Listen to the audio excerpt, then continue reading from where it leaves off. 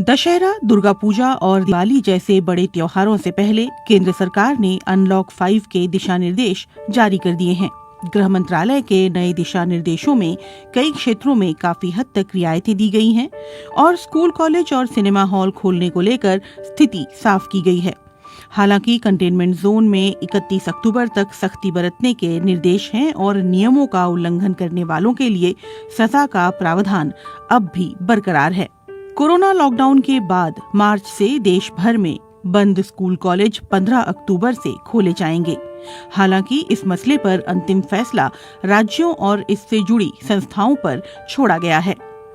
केंद्र सरकार के मुताबिक 10 साल से कम उम्र वाले बच्चे खतरे वाले समूह में हैं, इसलिए उनके स्कूल खोलने का फैसला स्कूलों से सलाह लेकर लिया जाएगा। नाबालिग छात्रों के स्कूल जाने का फैसला उनके अभिभावकों की सहमति से होगा। इस दौरान हाजिरी अनिवार्य नहीं होगी। गृह मंत्रालय का कहना है कि ऑनलाइन और डिस्टेंस लर्निंग को अब भी प्राथमिकता और प्रोत्साहन दिया जाएगा। नई गाइडलाइंस के तहत सरकार ने 15 अक्टूबर से cinema hall, multiplex, exhibition hall और एंटरटेनमेंट पार्क खोलने की अनुमति दे दी है। हालांकि इन्हें कुछ प्रतिबंधों के साथ खोला जाएगा।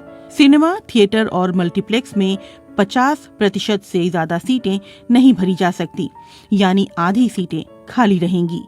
ये छूट कंटेनमेंट जोन वाले इलाकों को नहीं मिलेगी। सरकार के मुताबिक इसके लिए अलग से गाइडलाइंस भी जारी की जाएंगी। इन जगहों को अब तक इसलिए बंद रखा गया था क्योंकि आशंकाएं थीं कि यहाँ अक्सर भीड़ अधिक होती है। सभी सार्वजनिक स्थानों, दफ्तरों और सार्वजनिक वाहनों में यात्रा के दौरान मास्क पहनना अनिवार्य होगा। इन जगहों पर लोगों को फिजिकल डिस्टेंसिंग यानी 2 गज की दूरी बनाए रखना भी अनिवार्य होगा। दुकानों में भी फिजिकल डिस्टेंसिंग का ख्याल रखना जरूरी होगा। सार्वजनिक स्थानों पर थूकने पर तय नियमों के मुताबिक जुर्माना भी लगाया जाएगा।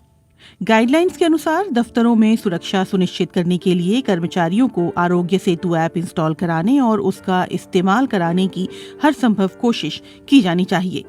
जिला प्रशासन अपने स्तर पर लोगों को आरोग्य सेतु ऐप इस्तेमाल करने के लिए प्रोत्साहित करेगा। राज्य और केंद्र शासित प्रदेशों की सरकारें अपनी सुविधा के लिए गृह मंत्रालय के निर्देशों में ढील नहीं दे सकेंगी। राज्यों और केंद्र शासित प्रदेशों में केंद्र सरकार की मंजूरी के बिना लॉकडाउन भी नहीं लगाया जा सकेगा। अनलॉक 5 के दिशा निर्देशों में दी गई कुछ और बातें। राज्य कुछ शर्तों के साथ 100 से ज्यादा लोगों को इकट्ठा होने की इजाजत दे सकते हैं। राज्य के अंदर और राज्य के बाहर आवाजाही पर कोई प्रतिबंध नहीं होगा। पैसेंजर ट्रेनें, घरेलू उड़ानें और वंदे भारत मिशन के तहत अंतर्राष्ट्रीय उड़ानें पहले की तरह जारी रहेंगी। जहां तक मुमकिन हो लोगों को वर्क फ्रॉम होम यानी घर से काम करने की सुविधा दी जाए। दफ्तरों और अन्य जगहों पर थर्मल स्क्रीनिंग और सैनिटाइजर की उचित व्यवस्था की जाए। बीमार, बुजुर्ग, गर्भवती महिलाओं और 10 साल से कम उम्र के बच्चों को घर में रहने की सलाह दी गई है।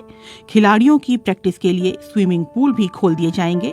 इस बारे में खेल मंत्रालय अलग से दिशा निर्देश जारी करेगा।